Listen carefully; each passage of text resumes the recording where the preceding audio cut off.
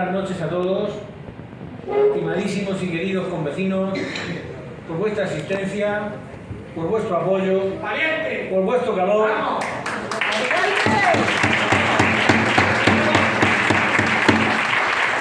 Muchas gracias también a vosotros, Elena, Alejandro, Pascual, por vuestras palabras, y a todos los compañeros que estáis por ahí, que con vuestro trabajo anónimo, constante, permanente y sacrificado, estáis haciendo que esta campaña vaya adelante contra viento y marea.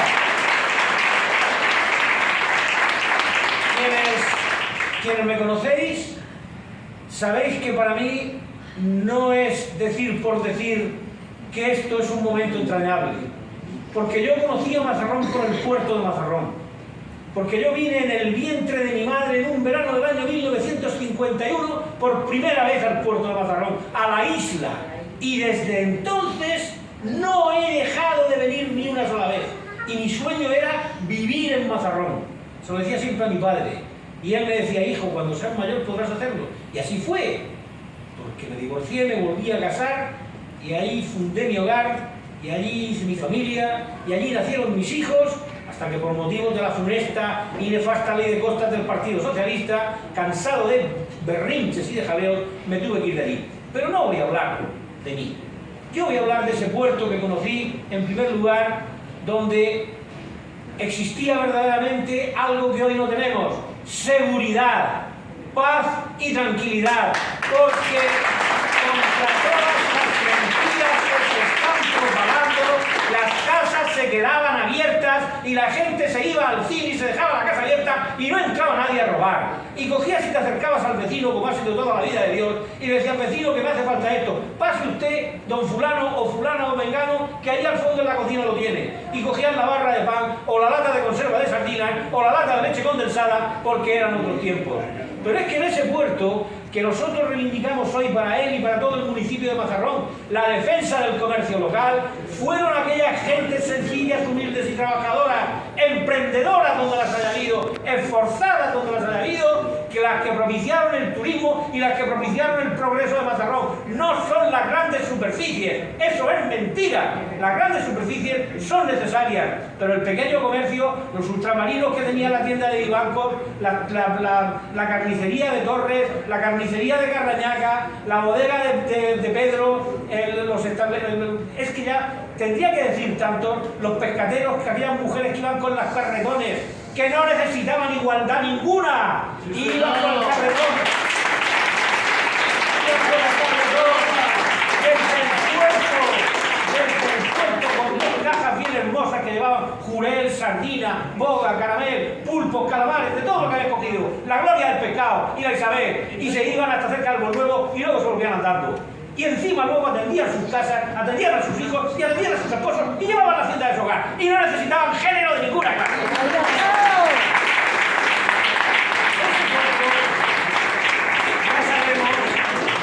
Ya sabemos que los tiempos cambian y que lógicamente no se puede ni se debe vivir del pasado.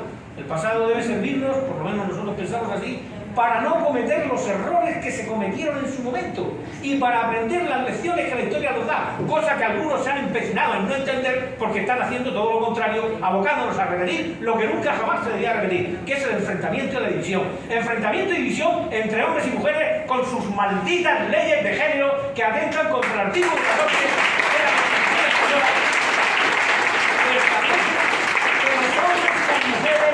Todos los españoles somos iguales ante la ley sin distinción de sexo, género o cualquier otro matiz. ¿Para qué nos sacan sobre texto de la discriminación positiva ese engendro jurídico que han sacado? Pues para eso, para dividirnos. Y así estamos divididos los padres con los hijos, porque muchas veces resulta que, como han dicho mis compañeros, el padre, la madre, no puede corregir, reprimir en los términos que considere, acorde con sus principios y valores, como también dice la Constitución, a sus hijos, porque el Estado se ha apoderado de ellos. El Estado dice lo que nuestros hijos tienen que comer. El Estado dice lo que a nuestros hijos les tiene que gustar. El Estado dice lo que nuestros hijos les tienen que hacer. ¡Basta ya! Métase usted en su casa y eso hágaselo a los suyos, pero a los nuestros déjelo, que los eduquemos nosotros.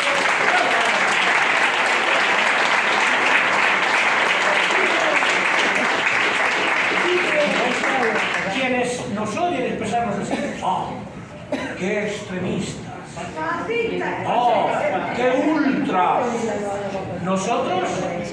Nosotros vamos de frente, de cara, a pecho descubierto, y cuando empeñamos nuestra palabra va a misa, y decimos lo que pensamos en todos los sitios, y la prueba de que no cambiamos como cambian las veletas en función de por donde sopla el viento, es que cuando se fundó el partido de Vox, decíamos una cosa, y hoy estamos diciendo lo mismo, que nacimos como una herramienta al servicio de España y al servicio de la sociedad española, y hoy lo seguimos siendo, y lo seguiremos siendo mientras sea necesario, y cuando deje de ser necesario, nos disolveremos, porque no tenemos ningún afán por estar en la política. Aquí no venimos a mercadear, ni venimos a pastelear, ni venimos a ofrecer servicio, como ha dicho Alejandro, venimos a ofrecer sacrificio y trabajo, servicio a los demás, a quienes lo necesitan.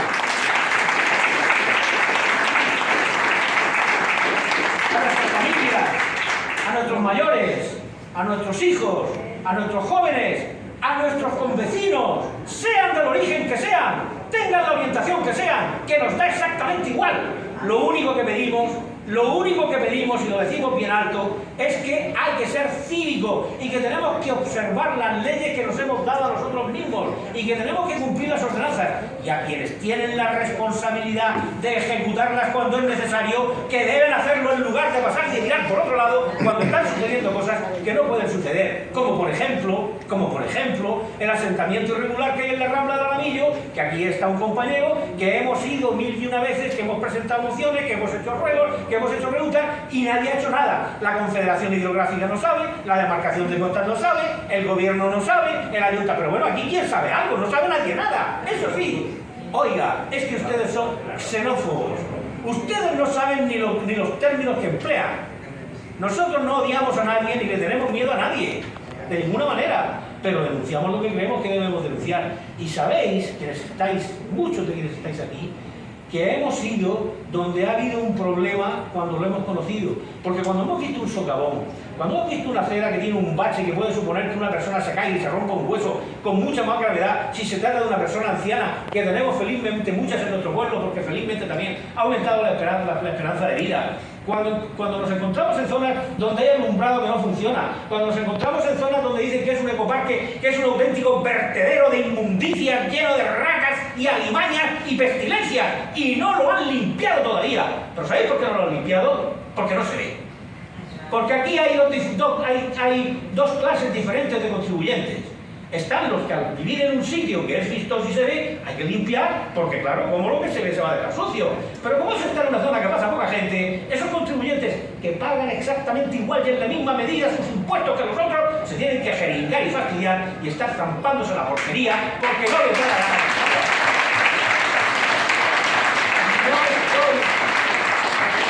No estoy haciendo una exageración.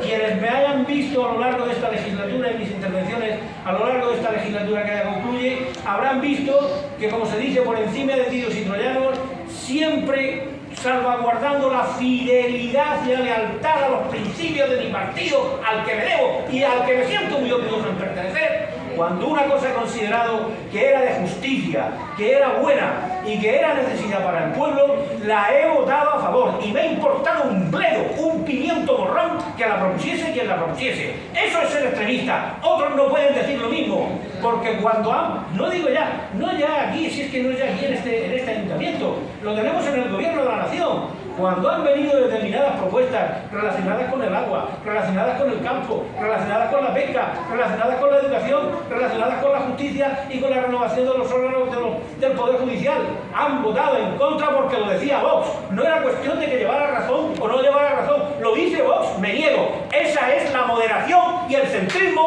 de los corazones de la Unión.